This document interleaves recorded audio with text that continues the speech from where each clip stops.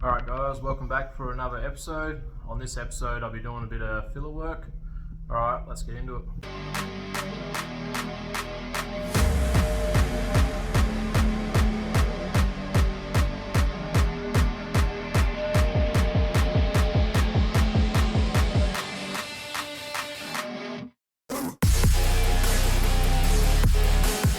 In this episode I'll be doing all the filler work on the car.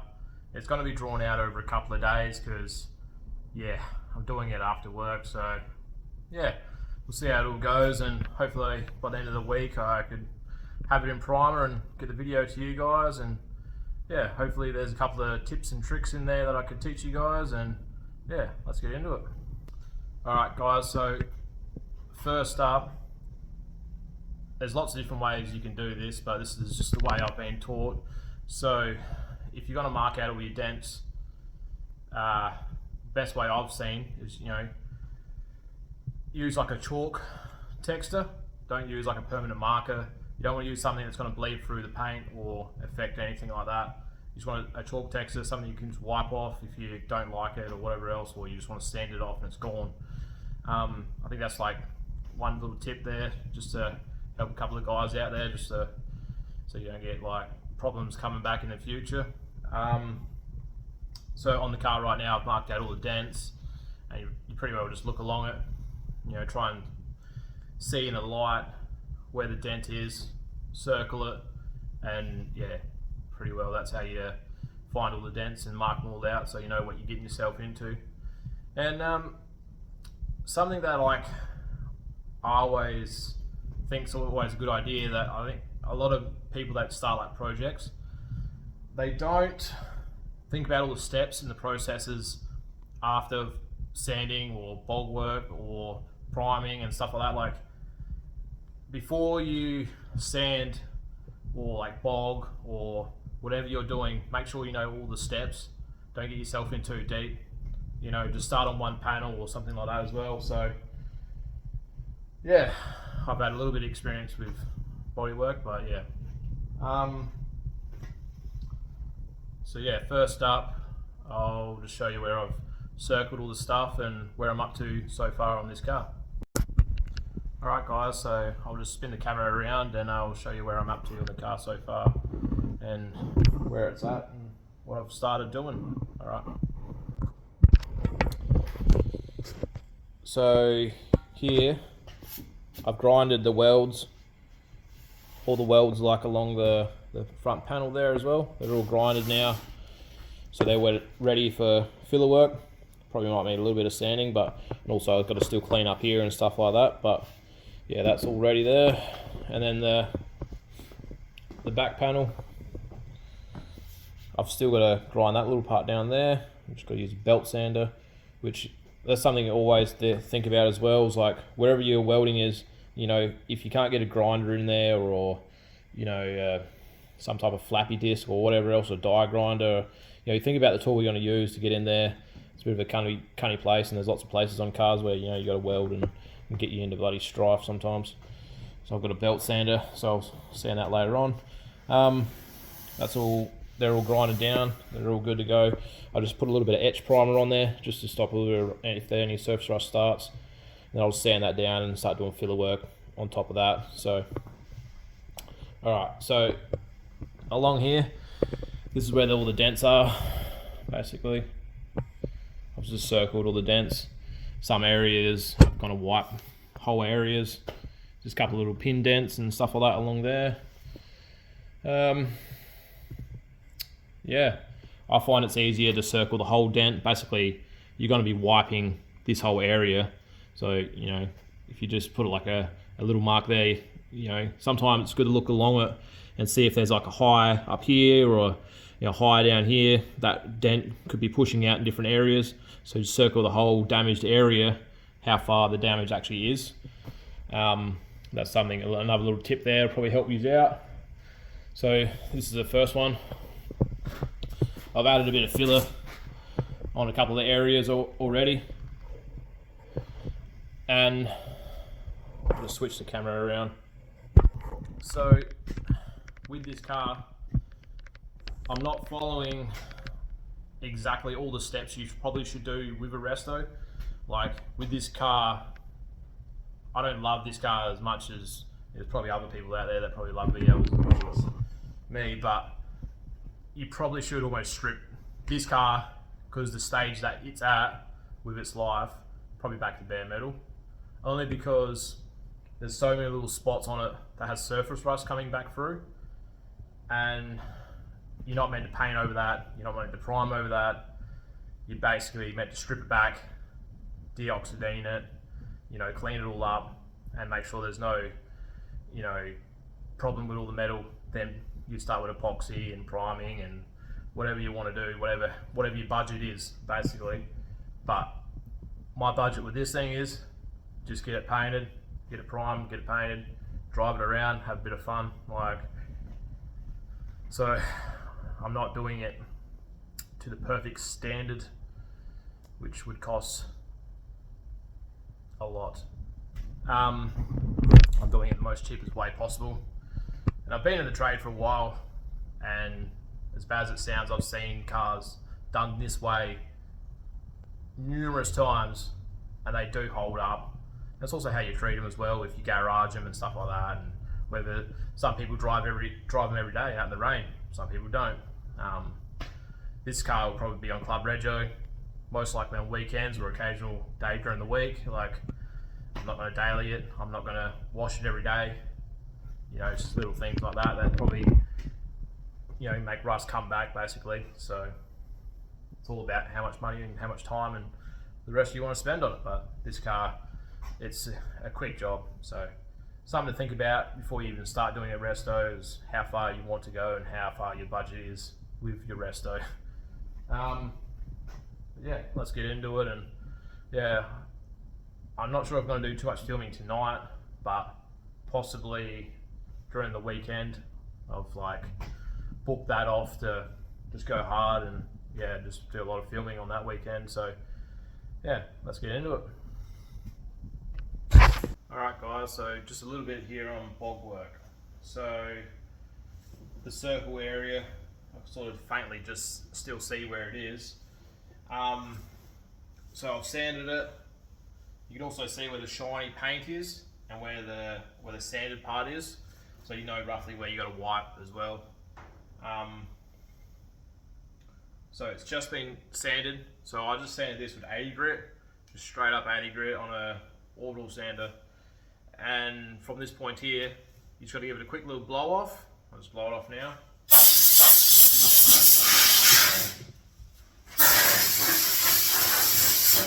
Alright, so you don't want contaminants. You know, you don't want oils from your hands or dust or anything like that on the panel before you wipe the bog in. Just to avoid all that, just to avoid adhesion, you know, rust coming back, stuff like that basically. And now I've got some bog. I wouldn't say I've always done it to the exact specifications that you're sort of meant to, in a sense. I've always sort of added just a touch more hardener or whatever else.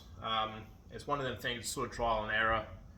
It's all sort of what suits you, what suits the different fillers, also what suits the different weather, the different moisture in the air.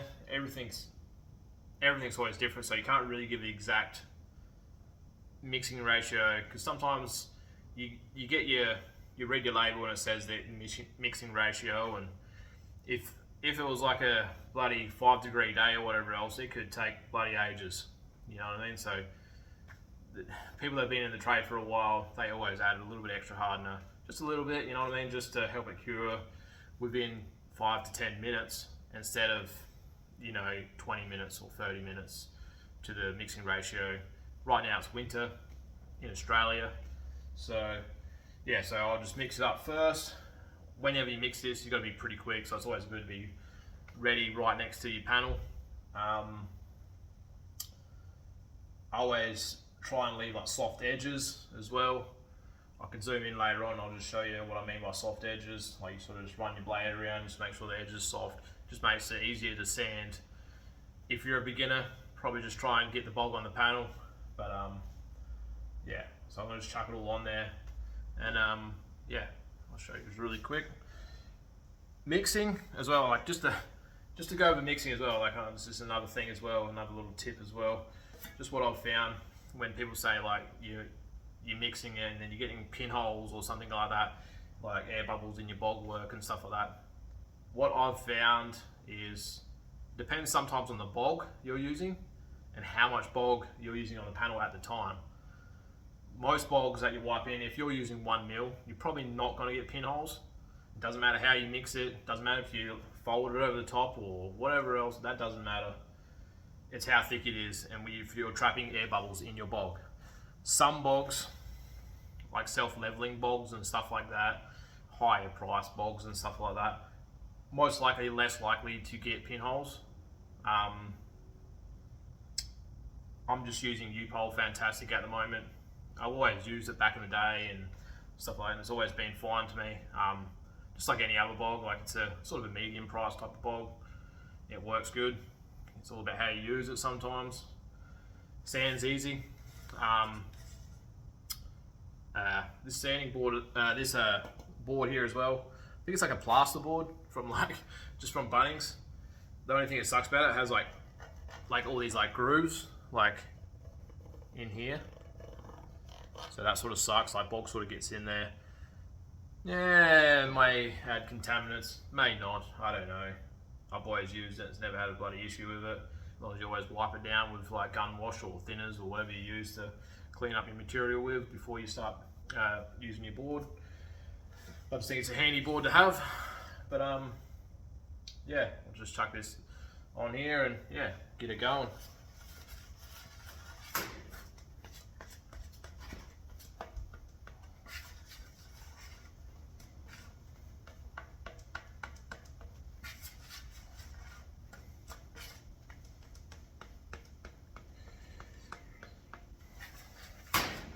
So yeah, you pretty well just keep mixing it in until the hardener is all evenly mixed in. Get rid of all the stuff off your spatula. I always find just to stop, wipe off your spatula, make sure your spatula is clean so you don't get it all over your hands. That bloody sucks. Chuck it all on, keep mixing it up. You get to the point where you can't see anything in there. All the hardener's all mixed in. Bada bing, bada boom, she's ready to go. Alright, chuck her on.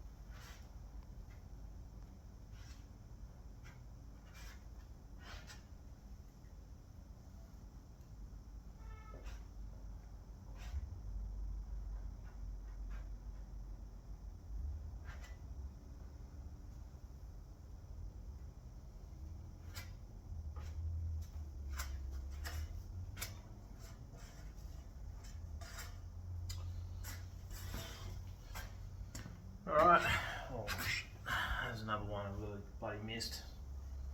Somewhere here. Just noticed that as I got up. I think it's only a little one anyway, like I had a little bit of leftover bog.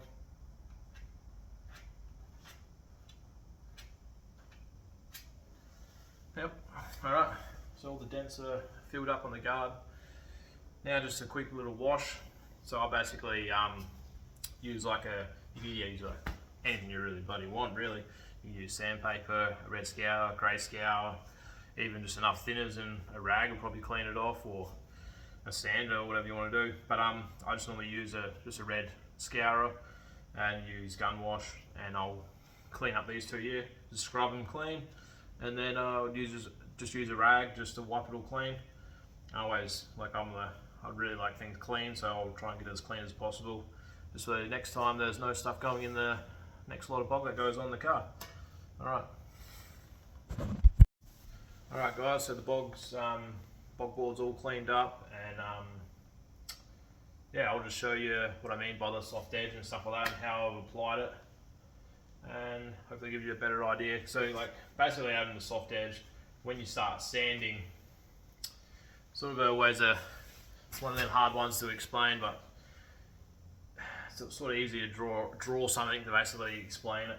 But basically, say say with the finger here, if you had bog here, like where that knuckle is there, and you're sanding like straight on top of that, if you had a nice feathered edge, the transition when you're going to blend into the panel is a little bit easier.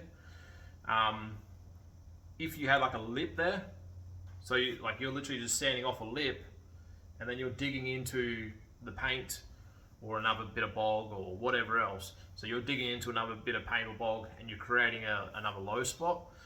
It's hard to explain, but yeah, one day I probably have to draw a little diagram to show you what I mean. And sometimes if you're a little bit inexperienced with filler, can definitely get you caught out. So you end up chasing yourself by sanding the bog and creating more low spots and whatever else. So, and then you end up rewiping. There's probably lots of different ways to do it, and lots of different sanding techniques to get the job done. But yeah, once you've done it for a while, you try and work out what works best for you, and that's what does for me. But I'll spin the camera around anyway and stop bloody yabbering on. Show you what I mean by the bog and stuff like that, the soft edge.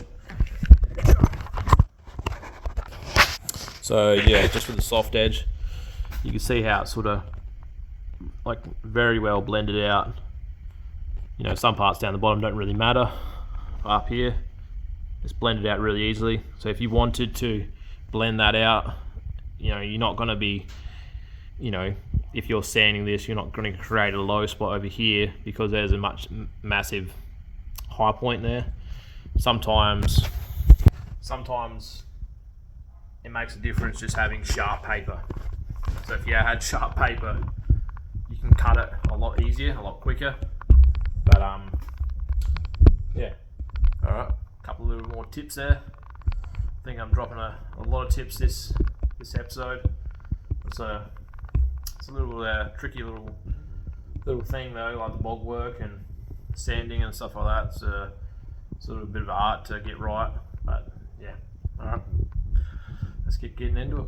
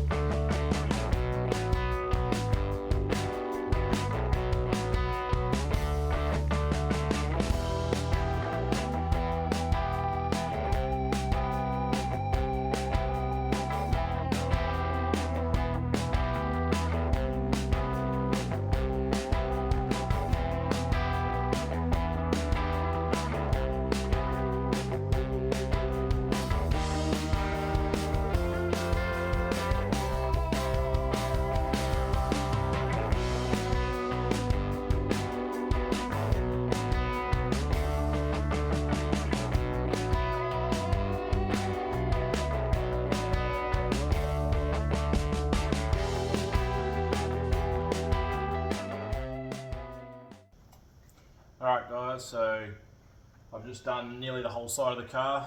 Took about 30 minutes or so. It's got two more dents here. I'll just do a little demo on this with you guys. Basically how I do it. I think it makes it a bit easier anyway. Just another, like I've said it before, but just Sharp paper is always good. I bought some like cheap paper. Right now I'm starting off with just a 120 grit, and I'm just going to go over with that. And I probably could block with 240 as well, and like block some of the original paint and the rest of the bog and stuff like that, and just get that little bit more straighter. If I was brushing or something like that, probably could just use a 240 buzzer over the rest of the whole car, over the bog real lightly, and you can probably just prime as that, but I'll probably just 240 block it, yeah, on the bigger panels. But yeah, I'll just show you a little bit of how to do this, and I'll hopefully give you guys a bit better idea how it all works. Alright, let's get into it. You want to try and cross hatch it, so go that way and also that way.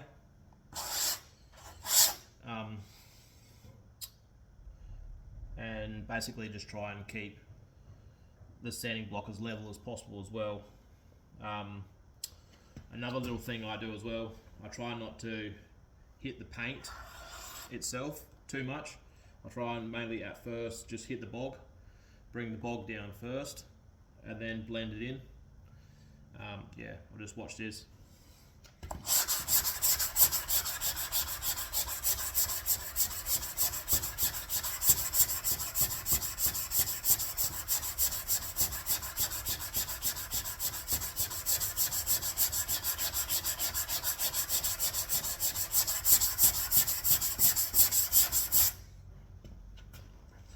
And like another point there as well is, so you can do the cross hatch, and you know, just this way and that way. Sometimes even just to go straight, just to change the direction of like basically like the sanding grooves that's basically going in there, and it will help it cut the bog down quicker. Even just doing sometimes swirls to help blend in and stuff like that helps as well.